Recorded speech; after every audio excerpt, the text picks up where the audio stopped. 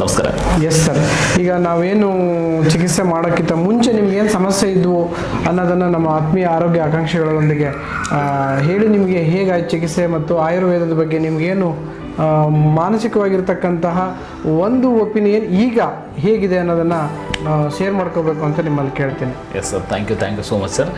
So ನಾನು ಫಸ್ಟಿಗೆ ಯೂಟ್ಯೂಬಲ್ಲಿ ನೋಡಿದೆ, ಆಮೇಲೆ ನಮ್ಮ ಫ್ರೆಂಡ್ಸ್ ಕೂಡ ಸಜೆಸ್ಟ್ ಮಾಡಿದ್ರು, ಸರ್ ಹತ್ರ ಹೋದರೆ ಇಟ್ಸ್ ಬೆಟರ್ ಒಂದು ಸರ್ ಹತ್ರ ಭೇಟಿಯಾಗಿ ಬರ್ರಿ.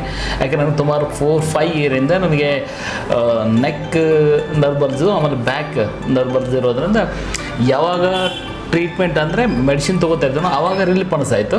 ಅದಾದ ನಂತರ ನಾನು ಮೆಡಿಸಿನ್ ಕಂಪ್ಲೀಟಾಗಿ ಸ್ಟಾಪ್ ಮಾಡಿದೆ ಸರ್. ಅದಾದ ಎಕ್ಸಸೈಸ್ ಮೇಲೆ ಫುಲ್ಲಿ ಡಿಪೆಂಡ್ ಆಗಿದೆ.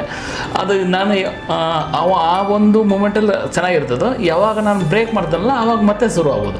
ಹೀಗಾಗ್ಬಿಟ್ಟು ನನಗೆ ಇದಕ್ಕೆ ಪರ್ಮನೆಂಟ್ ಸೊಲ್ಯೂಷನ್ ಏನಾದರೂ ಇದೆಯಾ ಅಂತ ನಾನು ಹಾಗೆ ಸ್ಟಡಿ ಮಾಡ್ತಾಯಿದ್ದೆ. ಸುಮಾರು ಜನ ತಮ್ಮ ಬಗ್ಗೆ ಹೇಳಿದರು. ಅದಕ್ಕೋಸ್ಕರ ಒಂದು ಸರ್ ವಿಸಿಟ್ ಮಾಡೋಣ, ಸರ್ ಹತ್ರ ಭೇಟಿ ಆಗೋಣ ಅಂತ ಬಂದೆ. ಸೊ ಬಂದು ಅಪಾಯಿಂಟ್ಮೆಂಟ್ ತೊಗೊಂಡು ಇಲ್ಲಿ ನೋಡಿದಾಗ ಗೊತ್ತಾಯಿತು. ಫಸ್ಟಿಗೆ ಕೆಲವು ಜನ ಇಲ್ಲಿ ಹೊರಗಡೆ ಮಾತಾಡ್ತಾಯಿದ್ರು.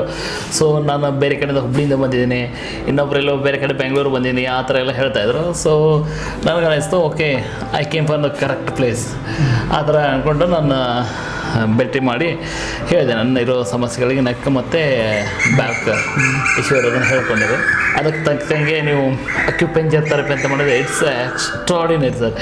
ನಾನು ಇದನ್ನು ನಿಜವಾಗ್ಲೂ ಇಷ್ಟು, ಯಾಕೆಂದರೆ we are the bankers, we are working in a stress conditions. So ಅದು ಅಕ್ಯುಪಂಚರ್ ಥೆರಪಿ ಆದ ನಂತರ I become totally free. So ಏನೋ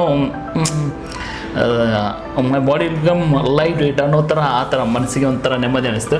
ಆಮೇಲೆ ಇನ್ನೊಂದು ಬ್ಲಡ್ ರಿಮೂವ್ ಅದೊಂದು ಥೆರಪಿ ಮಾಡಿಸಿದ್ವಿ, ರಕ್ತಮೋಕ್ಷಣ ಅಂತ ಹೇಳ್ಬಿಟ್ಟು. ಅದು ನಿಜವಾಗ್ಲೂ ನನಗೆ ಸ್ವಲ್ಪ ಅದು ಇರಿಟೇಷನ್ ಆಗ್ತಾಯಿತ್ತು.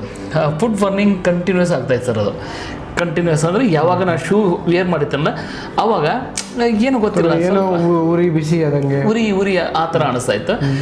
ಸೊ ಅದನ್ನು ಕೂಡ ಇಲ್ಲಿ ಟ್ರೀಟ್ಮೆಂಟ್ ಮಾಡಿದರೆ ಇಟ್ಸ್ ಫೆಲ್ಟ್ ವೆರಿ ಗುಡ್. ಯಾಕಂದ್ರೆ ನನಗೆ ಅದು ಆ ಮೂಮೆಂಟ್, ಆ ಸೆನ್ಸೇಷನ್ ಸ್ವಲ್ಪ ಈಗ ಪರವಾಗಿಲ್ಲ, ಕಡಿಮೆ ಆಗಿದೆ. So this is a best and better place ಅಂದ್ಕೊಂಡಿದ್ದೀನಿ. ಮರ್ಮ ಚಿಕಿತ್ಸೆ ಬಗ್ಗೆ ಸೊ ಮರ್ಮ ಚಿಕಿತ್ಸೆ it's a really good sir. So total ಹೇಳ್ಬೇಕಂದ್ರೆ ಇಲ್ಲಿ ಬಂದದಕ್ಕೆ ನನಗೆ ಕಂಪ್ಲೀಟ್ ಅಂದರೆ ಅರೌಂಡು 80% ಐ ಗೆಟ್ ಕ್ಯೂರ್ ಅನ್ಕೊಂಡು ಹೇಳ್ಬೋದು ಸರ್ ನಾನು. Thank you sir. ಯಾಕೆಂತಂದರೆ ಯುವರ್ ವರ್ಕಿಂಗ್ ಇನ್ ಸೊಸೈಟಿ. ಯಾಕೆಂದರೆ ನಿಮ್ಮ ಮಾತು ಭಾಳಷ್ಟು ಜನರಿಗೆ ಒಂದು ಆದರ್ಶವಾಗಿರುತ್ತೆ. ನಿಮ್ಮಂಥರು ಆಯುರ್ವೇದದ ಚಿಕಿತ್ಸೆಯನ್ನು ತೆಗೆದುಕೊಂಡು ಅದ್ರ ಬಗ್ಗೆ ಇರತಕ್ಕಂಥ ಒಪಿನಿಯನನ್ನು ಸಾರ್ವಜನಿಕವಾಗಿ ಶೇರ್ ಮಾಡ್ಕೊಂಡಾಗ ಅದಕ್ಕೆ ಒಂದು ಘನತೆ ಮತ್ತು ಗೌರವ, ಅದರದ್ದೇ ಆದ ತೂಕ ಇರುತ್ತೆ. ಸೊ ಅದಕ್ಕೋಸ್ಕರ ನಾವು ನಿಮ್ಮಿಂದ ಒಂದು ದೃಷ್ಟಾಂತ ಇರಲಿ ಅಂತಲೇ ನಾವು ಒಂದು ಒಪಿನಿಯನ್ ತಗೊಂಡ್ವಿ.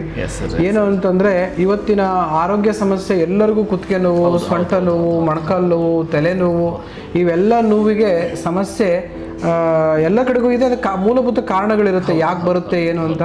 ಅವನ್ನ ಅರಿದೇನೆ ನಾವು ಬರೀ ಪೇನ್ ಕಿಲ್ಲರ್ಗಳು ತಗೊಳ್ಳೋದು, ಕ್ಯಾಲ್ಸಿಯಂ ಟ್ಯಾಬ್ಲೆಟ್ಗಳನ್ನು ತಗೊಳ್ಳೋದು, ಐರನ್ ಟ್ಯಾಬ್ಲೆಟ್ಗಳನ್ನು ತಗೊಳ್ಳೋದು, ಅಥವಾ ನೋವು ನಿವಾರಕ ಮಾತ್ರೆಗಳು, ಮಸಲ್ ರಿಲ್ಯಾಕ್ಸ್ ಕಂಟ್ರೋಲು, ಗ್ಯಾಸ್ಟ್ರಿಕ್ ಟ್ಯಾಬ್ಲೆಟ್ಗಳು, ಇವ್ಯಾವುದು ಔಷಧಿ ಅಲ್ಲ. ಕ್ಲಿನಿಕ್ಗಳಲ್ಲಿ ಹೋಗಿ ಇಂಜೆಕ್ಷನ್ ತೆಗೆದು ಔಷಧಿ ಅಲ್ಲ. ಅವೆಲ್ಲವನ್ನ ನಿಮ್ಗೆ ಹೇಳ್ಕೊಡೋದ್ರ ಜೊತೆಗೆ ಇವತ್ತಿನ ಚಿಕಿತ್ಸೆಯನ್ನು ನಾವು ಇನ್ಸ್ಟಂಟೇನಿಯಸ್ ಚಿಕಿತ್ಸೆ ಮಾಡಿದ್ವಿ. ನಾಳೆ ಬನ್ನಿ ಟ್ಯಾಬ್ಲೆಟ್ ತಗೊಳ್ಳಿ, 15 ದಿನ ಆದ್ಮೇಲೆ ನೋಡೋಣ ಅನ್ನೋ. ಈಗ ಬಂದ್ರಿ, ಈಗ ನೀವು ಸಾಯಂಕಾಲ ಸುಮಾರು ಬೆಳಗ್ಗೆ ಬಂದಿದ್ದು ಸಾಯಂಕಾಲ ಆಗ್ತಾ ಬಂತು, 6 ಗಂಟೆ ಆಗ್ತಾ ಬಂತು. ಇವತ್ತಿಗೆ ನಿಮ್ಮ ಮಗದಲ್ಲಿ ನಾನು ಒಂದು ಮಂದಸ್ಮಿತರಾಗಿರೋದನ್ನ ನಾನು ನೋಡಿ ನನಗೆ ಖುಷಿ ಆಗುತ್ತೆ. ಯಾಕೆ ಅಂತಂದ್ರೆ ಅದು ನಿಮಗೆ ಒಳಗಡೆಯಿಂದ ಬಂದಿರೋ ಭಾವನೆ ಅಂತ ನಾನು ಅನ್ಕೊಂಡಿದ್ದೀನಿ.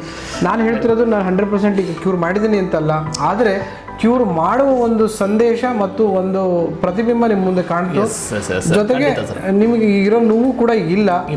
ನಾವು ಯಾವುದು ನೋವು ನಿವಾರಕ ಕೊಡಲಿಲ್ಲ, ಇಂಜೆಕ್ಷನ್ ಕೊಟ್ಟಿಲ್ಲ, ಏನೂ ಕೊಟ್ಟಿಲ್ಲ. ಬರೀ ಗೊತ್ತಿರುವ ತಂತ್ರವಿದ್ಯೆಗಳ ಮುಖಾಂತರ ಅದನ್ನು ನಿವಾರಣೆ ಮಾಡೋಕ್ಕೆ ಪ್ರಯತ್ನ ಮಾಡಿದ್ದೀವಿ.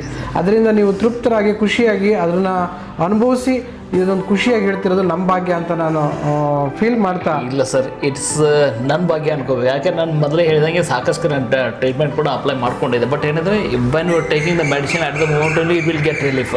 ಅದಾದ ನಂತರ ಮತ್ತೆ ಯಥಾ ಪ್ರಕಾರ ಹಾಗೆ ಆಗೋದು. ಕೆಲವೊಂದಿಷ್ಟು ದಿನ ಕಂಟಿನ್ಯೂ ಆಗಿ ಬಿಟ್ಟ ತಕ್ಷಣ ಮತ್ತೆ ಯಥಾಸ್ಥಿತಿಗೆ ಹೋಗೋದು, ಮತ್ತೆ ಇಂಗ್ಲೀಷ್ ಮೆಡಿಸಿನ್ ತೊಗೊಳ್ಳೋದು ಇದು ಆಗ್ತಾಯಿತ್ತು. ಇವಾಗ ಒಂದು ಭರವಸೆ ಇದೆ ಅನ್ಕೋತೀನಿ ಸರ್ ನಾನು. ಯಾಕಂದರೆ ಸಾಕಷ್ಟು ಜನ ಇದ್ರ ಮೊರೆ ಹೋಗ್ತಾ ಇದ್ದಾರೆ ಈಗ ಮತ್ತೆ ಸನಾತನವಾಗಿ ಈ ನಮ್ಮ ಏನು ಚಿಕಿತ್ಸೆ ಪದ್ಧತಿ ಎಲ್ಲ sir definitely it will become again it will become popular. So thank you so much for sir. So really thank you so much sir. Yes sir. Thank you sir.